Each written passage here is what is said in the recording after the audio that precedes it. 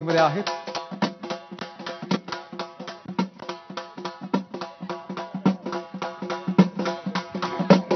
राज्याचे उपमुख्यमंत्री अजित पवार सध्या बारामतीमध्ये पोहोचलेले आहेत।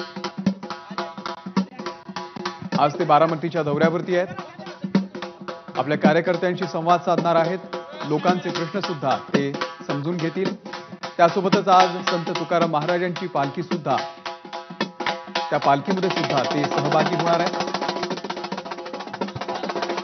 अर्थसंकल्पामध्ये महिलांना यावेळी मोठा वाटा दिलेला आहे। त्यांनी लाडकी बहीण या योजनेच्या निमित्तानं महिला बारामती एअरपोर्टवरती अजितदादा यांचं औक्षण करून स्वागत करणार आहेत। आणि आज संत तुकाराम महाराजांच्या पालखी सोहळ्यामध्ये सुद्धा पंतप्रधान माफ करा उपमुख्यमंत्री अजित पवार हे सहभागी होतील।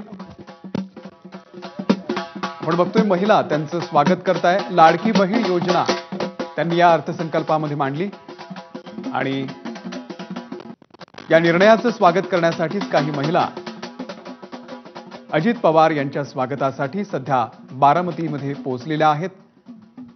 बारामतीच्या या विमानतळावरती त्यांचं स्वागत करण्यात आलेलं आहे।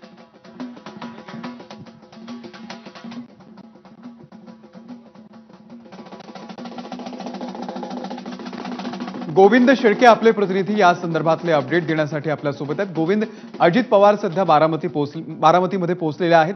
पालखी सोहळ्यामध्ये ते आज सहभागी होतील। आज पालखी नेमकी कुठे आहे आणि अजित पवार किती वाजता या पालखी सोहळ्यामध्ये सहभागी होतील? अमोल, आपण बघतोय की लोकसभा निवडणुकीनंतर पहिल्यांदाच अजितदादा हे बारामतीमध्ये पोहोचले आणि अजितदादांचं या ठिकाणी पहिल्यांदा वाचन करून फुले अगदी वाजत गाजत स्वागत होत आहे।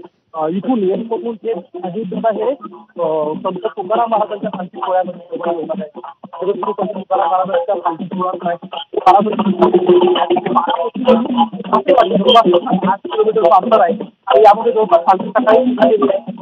काटेवाडी हे पवारांचं मूळ गाव आहे। या गावापर्यंत अजित पवार हे या पालखीसोबत चालणार आहेत। आता ते एअरपोर्टवर आहेत। एअरपोर्टवरून ते पालखी कडे जातील आणि पालखीमध्ये चालत ते आपल्या मूळ गावी म्हणजे काटेवाडीकडे निघतील। अमोल, गोविंद, धन्यवाद दिलेल्या या संपूर्ण माहितीबद्दल। तर अजित पवार यांचं महिलांकडून स्वागत केलं जातंय। लाडकी बहीण योजना त्यांनी आणलेली आहे।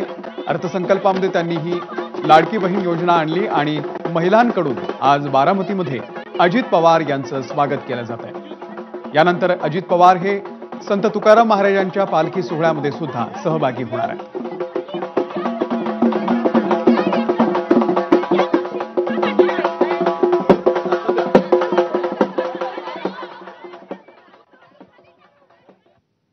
तर याकडे आपलं लक्ष असेलच।